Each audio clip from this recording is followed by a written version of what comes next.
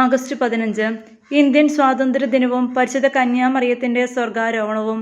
Vasco D ഗാമയുടെ ആഗമനത്തോടെ ആരംഭിച്ചതും വിദേശ ആധിപത്യം കച്ചവട കണ്ണുകളോടെ 1600 തുടങ്ങിയ ഈസ്റ്റ് ഇന്ത്യ കമ്പനി സ്ഥാപിക്കപ്പെട്ടതോടെ ഇന്ത്യ സൂര്യൻ അസ്തമിക്കാത്ത ബ്രിട്ടീഷ് രാജ്യത്തിന് സ്വന്തം സമ്പത്തും സംസ്കാരവും മാനവും സ്വാതന്ത്ര്യവും അടിയറുവച്ച നൂറ്റാണ്ടുകൾ നീണ്ട കറുത്ത അധ്യായങ്ങളുടെ മുറിപ്പാടുകളിൽ നിന്ന് ലോകത്തെ അത്ഭുതപ്പെടുത്തിക്കൊണ്ട് മഹാത്മാഗാന്ധിയുടെ നേതൃത്വത്തിൽ അഹിംസാ മാർഗത്തിലൂടെ നേടിയെടുത്ത വിജയത്തിൻ്റെ കഥയാണ് ഇന്ത്യൻ സ്വാതന്ത്ര്യദിനം.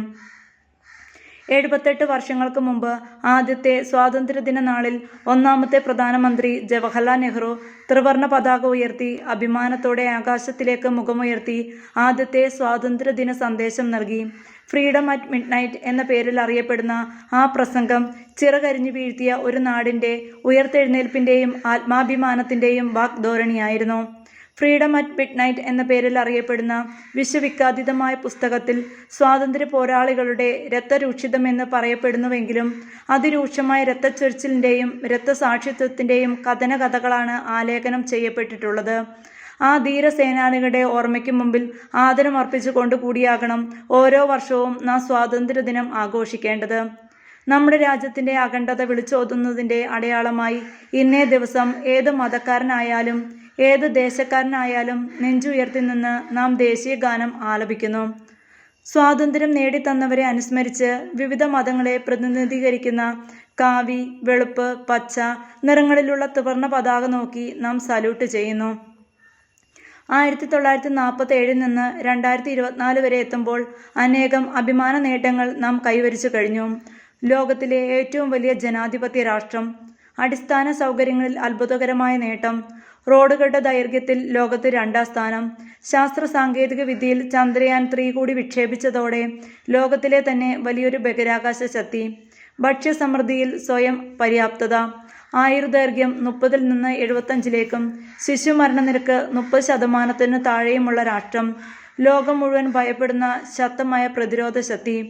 ഇങ്ങനെയൊക്കെയാണെങ്കിലും ദിനം പ്രതി മതനിരപേക്ഷത ക്രൂശിക്കപ്പെട്ടുകൊണ്ടിരിക്കുന്നു. മണിപ്പൂരും ഹരിയാനയും ഉത്തർപ്രദേശുമൊക്കെ ഹിന്ദുക്കൾക്ക് ജീവിക്കാൻ പ്രയാസമുള്ള നാടായി മാറി. മറ്റു മതസ്ഥരെ ഒതുക്കാൻ വേണ്ടി പല നിയമ ഭേദഗതി ബില്ലുകളും മത്സരിച്ച് പാസാക്കപ്പെടുന്നു. ഭരണഘടന വിഭാവനം ചെയ്ത ന്യൂനപക്ഷ അവകാശങ്ങൾ ധ്വംസിക്കപ്പെടുന്നു. മത തീവ്രവാദവും വർദ്ധിക്കുന്നു. അതിനെ ബലപ്പെടുത്തുന്ന അനിയന്ത്രിതമായ അതിരൂക്ഷമായ MDMA പോലുള്ള മയക്കുമരുന്ന് വ്യാപാരവും യുവജനങ്ങളെ അടിമകളാക്കി മാറ്റുന്നു. ഇത് ഭാരത യുവത്വത്തെ തളർത്തിയിടാനുള്ള ആസൂത്രിത നീക്കമാണത്രേ. സ്ത്രീകൾക്കും കൊച്ചു കുഞ്ഞുങ്ങൾക്കും യാതൊരു സുരക്ഷയുമില്ല. സംഘം ചേർന്നുള്ള അക്രമ സംഭവങ്ങൾക്ക് പോലീസ് കാവൽ നിൽക്കുന്നു. പ്രകൃതി ദുരന്ത സംഭാവനകളെ പോലും ദുർവിനിയോഗം ചെയ്യപ്പെടുന്നുവത്രേ. അധികാര ദുർവിനിയോഗവും അഴിമതിയും ദുരഭിമാനവും അഹങ്കാര പ്രമത്തതയും കൊണ്ട് നാട് നിറഞ്ഞിരിക്കുന്നു.